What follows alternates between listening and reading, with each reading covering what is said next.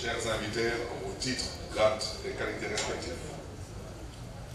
C'est avec un immense plaisir que je vous souhaite la bienvenue à cette cérémonie d'inauguration des installations pilotes pour l'amélioration de l'efficacité énergétique du building communal de la ville de Dakar, siège de l'administration municipale. Aujourd'hui, nous célébrons non seulement la réalisation d'un projet important, mais également un grand pas vers un avenir plus durable et respectueux de notre environnement. Ce projet, fruit de l'initiative Convention des maires pour l'Afrique subsaharienne, soutenue par l'Union européenne et l'Agence espagnole de coopération internationale pour le développement, témoigne de notre volonté commune de faire face aux nombreux défis qui nous interpellent et au premier rang desquels la problématique liée au changement climatique. À ce titre, ces installations de promotion de l'efficacité énergétique constituent pour la ville de Dakar un jalon important dans la mise en œuvre du plan d'action pour l'accès à l'énergie durable et le changement climatique. Ce plan, centré sur trois grands enjeux, que sont l'adaptation, l'atténuation et l'accès à l'énergie durable, illustre notre engagement en faveur de la transition énergétique. D'ailleurs, les installations que nous inaugurons en ces lieux couvrent toute la chaîne d'approvisionnement en énergie du building communal. Elle va de la climatisation à l'optimisation des sources d'énergie par des panneaux solaires en passant par un dispositif d'éclairage performant. Chaque aspect a été pensé pour maximiser l'efficacité énergétique et minimiser l'empreinte carbone de la ville de Dakar. Ainsi, le projet prend en compte l'optimisation des sources d'énergie avec l'installation des panneaux sur le toit du building communal permettant de capter l'énergie solaire et de réduire notre dépendance aux sources d'énergie non renouvelables.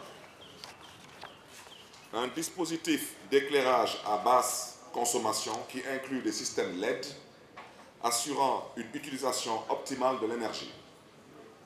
Un système de climatisation de pointe conçu pour consommer moins d'énergie tout en offrant un confort optimal. Mesdames, Messieurs, chers invités, le projet pilote d'efficacité énergétique du building communal rejoint notre engagement de décarbonisation des édifices publics municipaux en conformité avec les orientations de notre programme Dakar Bennu Bokk et selon les recommandations du plan climat-énergie territorial élaboré durant la phase 2 de l'initiative Comme ça à Dakar. Les premiers résultats de ce programme de décarbonisation sont déjà visibles, notamment au niveau de la cathédrale de Dakar et des grandes mosquées de Dieuppeul-Derklé et des Parcelles Assainies, entre autres, avec l'autonomisation en énergie solaire de ces édifices publics religieux. Dans le même ordre, la ville de Dakar a entrepris, sur fonds propres, un projet ambitieux visant à maximiser l'efficacité énergétique sur son territoire par la promotion des solutions durables. Il s'agit du programme de revamping dans l'éclairage public avec le remplacement des lampes à sodium par des lampes à basse consommation. Toutes ces actions, mises bout à bout, contribuent significativement à la réduction de notre empreinte carbone, à la transformation durable de notre ville et à l'amélioration de la contribution déterminée au niveau national de l'État du Sénégal conformément aux accords de Paris. C'est pourquoi il me plaît de remercier chaleureusement l'Union européenne pour son soutien constant depuis l'adhésion de la ville de Dakar à la Convention des maires pour l'Afrique subsaharienne en 2016. Je tiens également à exprimer ma profonde gratitude à la coopération espagnole, représentante de la Convention des maires pour l'Afrique subsaharienne, pour son appui technique et financier.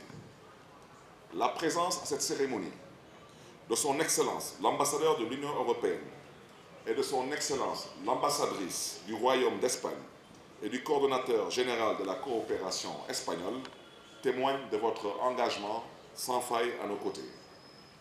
D'ailleurs, cet engagement se prolonge à travers le projet MGET avec Métropolis, dont je m'honore d'être le président, et qui a le même objectif d'efficacité énergétique, à savoir poursuivre dans un contexte métropolitain le processus d'amélioration de la gouvernance de la transition écologique et énergétique entamée par la ville de Dakar. Et pour ce qui est de l'initiative Convention des maires, nous espérons vivement la poursuite de notre collaboration afin de mieux lutter contre le changement climatique et ses conséquences. D'autant plus que Dakar est l'une des rares villes africaines à avoir validé au niveau international son plan climat-énergie territorial en obtenant le badge bleu de la Convention mondiale des maires et de la Convention des maires pour l'Afrique subsaharienne comme ça, pour les piliers adaptation, atténuation et accès à l'énergie. Par ces résultats, la ville de Dakar affirme davantage son leadership dans la lutte contre le changement climatique en Afrique. Je voudrais également adresser mes remerciements à nos partenaires techniques qui ont contribué de manière significative à ce projet. Je pense entre autres à l'Agence de développement municipal, à la direction de l'environnement et des établissements classés, à Traxatec Sénégal qui a exécuté ce projet par le biais de l'entreprise Yandalux, à Enda Energy, ainsi qu'à toutes les agences et directions et services de la ville de Dakar, membres des comités de pilotage et technique de cette phase 3. Ensemble, construisons un monde plus durable, plus vert et plus prospère. C'est un plaisir pour moi d'être ici aujourd'hui à la cérémonie d'inauguration du projet pilote pour amélioration de l'efficacité énergétique du building communal de la ville de Dakar. Permettez-moi de commencer mon intervention en citant le secrétaire général des Nations Unies, M. Antonio Guterres. L'urgence climatique est une course que nous sommes en train de perdre, mais c'est une course que l'on peut encore gagner. C'est avec ce même esprit que nous inaugurons aujourd'hui l'installation du building communal de Dakar, les installations de panneaux solaires. En tant qu'ambassadrice d'Espagne au Sénégal, je me sens extrêmement privilégiée de dire que la coopération espagnole a travaillé main dans la main sur les défis climatiques auxquels une ville comme Dakar est confrontée. Dakar n'est pas seulement une ville avec un grand potentiel de croissance et d'attraction de capital pour la région, pour le Sénégal, mais c'est aussi un phare de référence de nombreuses autres villes de continent africain qui se trouvent dans des processus parallèles de croissance.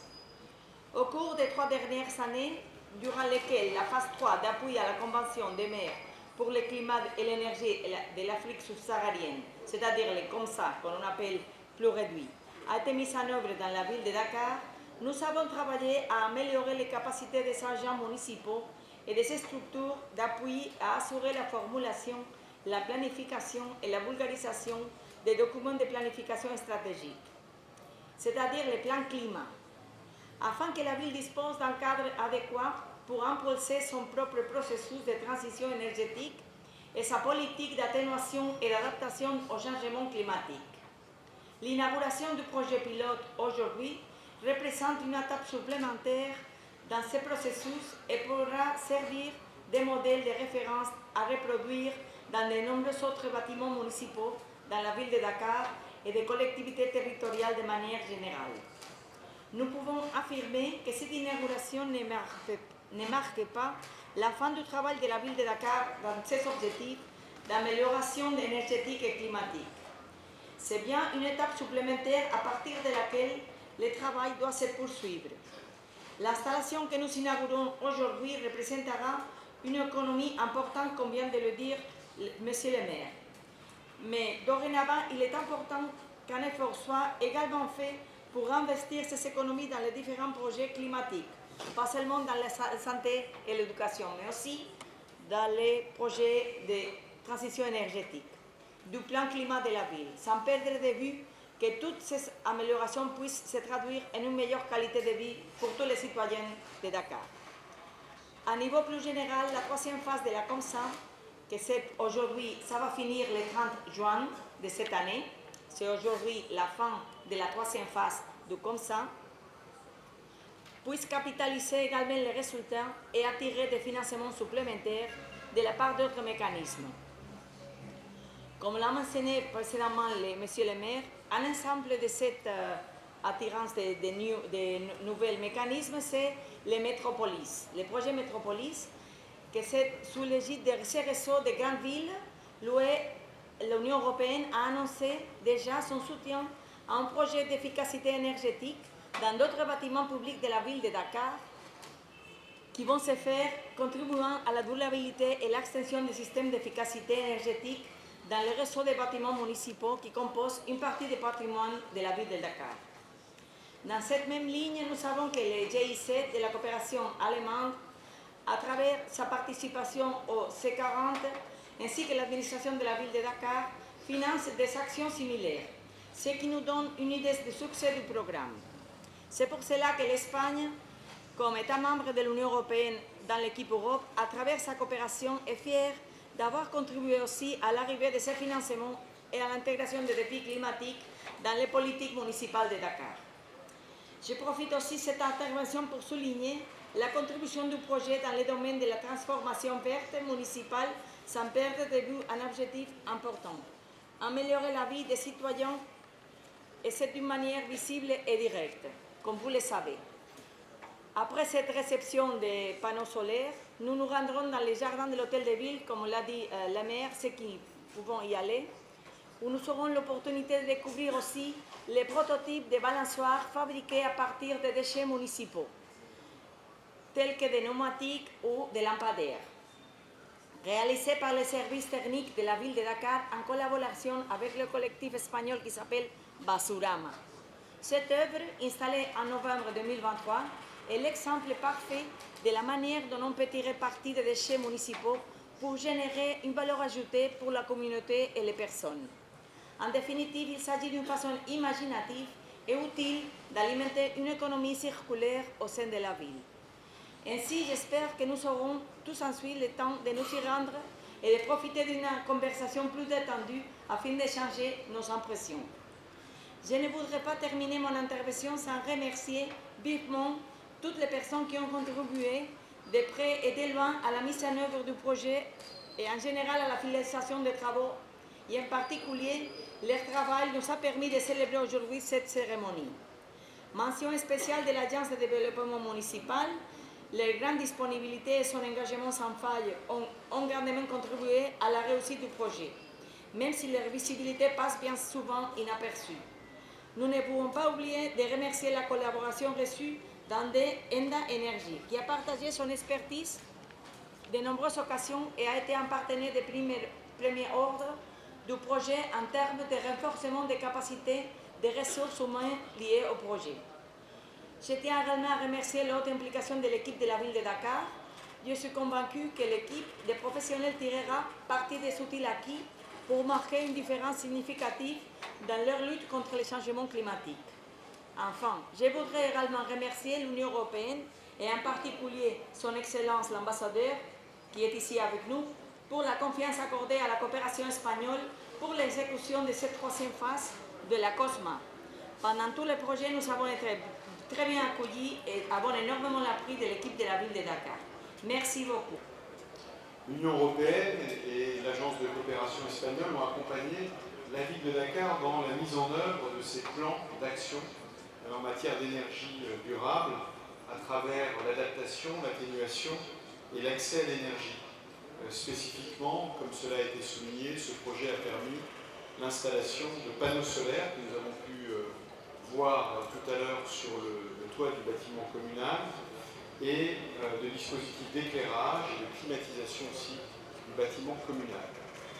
Alors l'appui à ce projet, je le vois comme une illustration des ambitions de l'Europe et de l'Afrique dans la transition verte. Dans son pacte vert, l'Union européenne vise à devenir, comme vous le savez, le premier continent au monde neutre en carbone à l'horizon 2050. Et d'ici 2030, le Pacte vert a l'ambition de réduire les émissions nettes de gaz à effet de serre dans l'Union européenne d'au moins 55% par rapport à leur niveau de 1990. C'est un objectif qui permet de lutter contre la triple crise planétaire auquel l'Afrique et l'Europe sont confrontées. Évidemment le changement climatique, mais aussi la perte de biodiversité et la lutte contre la pollution. Et vous savez qu'en fin d'année, il y aura 3 COP dans le cadre des Nations Unies sur la biodiversité, la pollution et le changement climatique. Et ce sont autant d'événements internationaux dans lesquels l'Union européenne, l'Afrique et le Sénégal en particulier sont très engagés depuis toujours.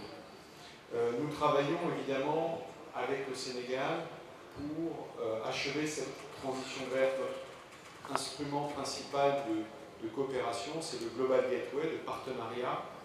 Ce partenariat, c'est essentiellement un paquet d'investissements qui avait été lancé ici même à Dakar en février 2022 par la présidente de la Commission européenne, Madame von der Leyen, avec plusieurs commissaires qui étaient ici présents.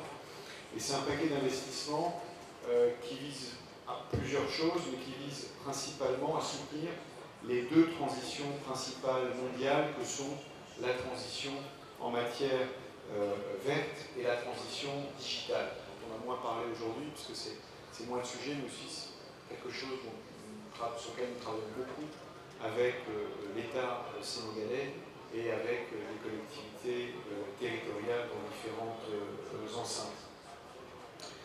C'est un moment clé aussi parce que ce projet s'inscrit dans une ambition plus vaste qui est ce fameux partenariat pour une transition énergétique qui soit juste. C'est un sujet qui avait été évoqué dans des enceintes internationales et qui a donné lieu à la conclusion en juin dernier, en juin 2023, d'un partenariat avec le Sénégal qui dispose d'un potentiel important en matière de ressources liées aux énergies renouvelables. Et l'objectif de ce partenariat juste pour la transition énergétique, c'est que le Sénégal puisse atteindre 40% d'énergie renouvelable d'ici 2030. Et c'est pour cela que M. le maire soulignait que cette contribution pour ce bâtiment fait partie au niveau local d'une contribution plus grande au niveau national. Donc elle contribue à l'effort national en matière de lutte contre l'émission de gaz à effet de serre. Les partenaires, dans le cadre du G7, ce partenariat pour une transition énergétique juste, c'est quelque chose qui a été négocié dans le cadre du G7. L'Union européenne en est partie avec la France, avec l'Allemagne et avec d'autres pays, vise aussi à mobiliser en contrepartie 2,5 milliards d'euros pour pouvoir cofinancer cette transition énergétique qui va être importante. Donc on voit autour de nous déjà des changements. Bon, ici à la mairie, tout à l'heure nous étions ambassadrice d'Espagne et moi-même à la mairie de Pikine pour un projet qui est similaire, et je vois derrière vous le BRT qui passe, le transport durable, qui va aussi limiter considérablement la pollution et l'émission de gaz à effet de serre. Donc on voit que cette transformation vous touche, elle nous touche aussi en Europe, et c'est certainement quelque chose que nous avons en partage, l'Europe et le Sénégal, sur cet engagement commun pour lutter contre le changement climatique, pour avancer vers des transitions vertes qui améliorent le cadre de vie des populations. Je crois qu'on ne le soulignera jamais assez. Et le développement aussi des énergies renouvelables qui sont des énergies du futur.